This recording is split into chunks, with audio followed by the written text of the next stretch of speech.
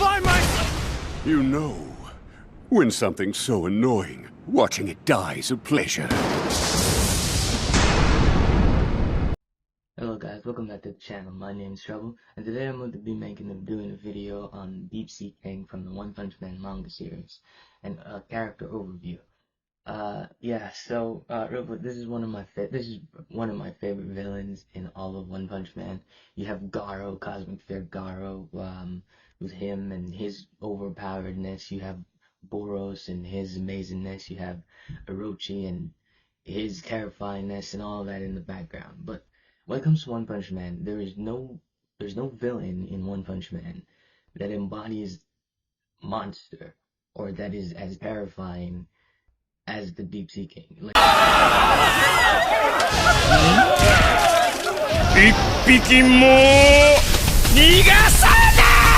he's a genuine monster. If not, I mean, even in strength, he's a disaster level demon which is right below Dragon. So I know he can't be underestimated there.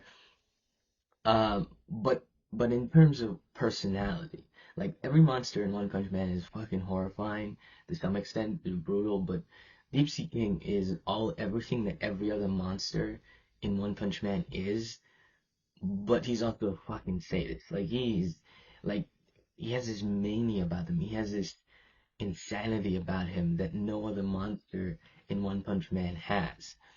Let's just jump right on into the video. So the Deep Sea King is the main character of the Sea Monsters, the main antagonist of the Sea Monsters arc.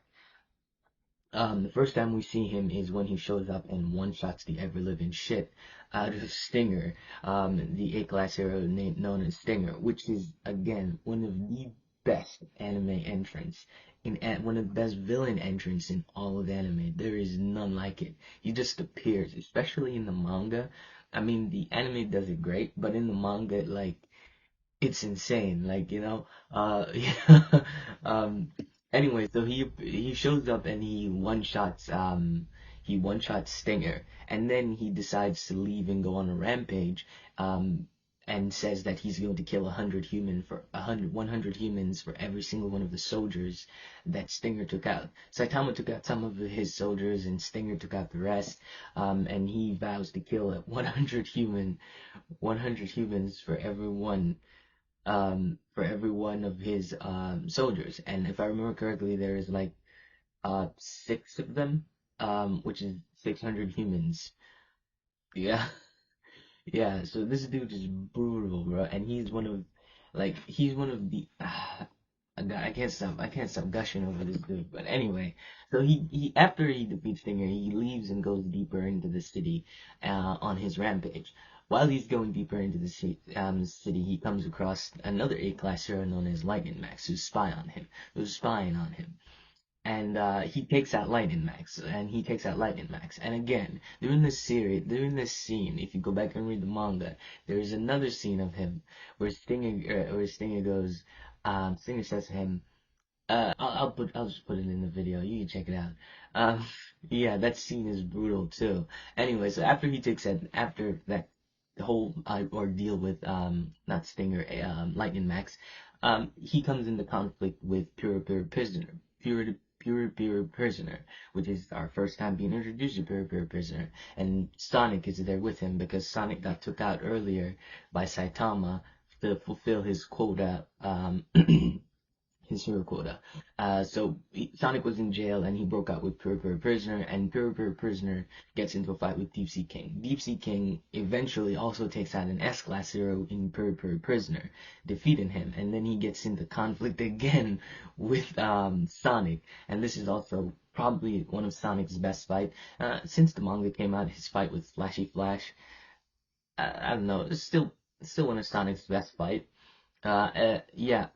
One of Sonic's best fight, and he has this prolonged fight with Sonic, and then during the fight we realize that the Deep Sea King that we've been paying attention to this entire time has been shriveled up, has been dried up, and now it starts to rain, and his true form starts to show, which is even more monstrous than his his dried up form. Like he's even more of a monster now. He looks less human, right? He has this hunch. He has a hunch. He's not even bipedal anymore.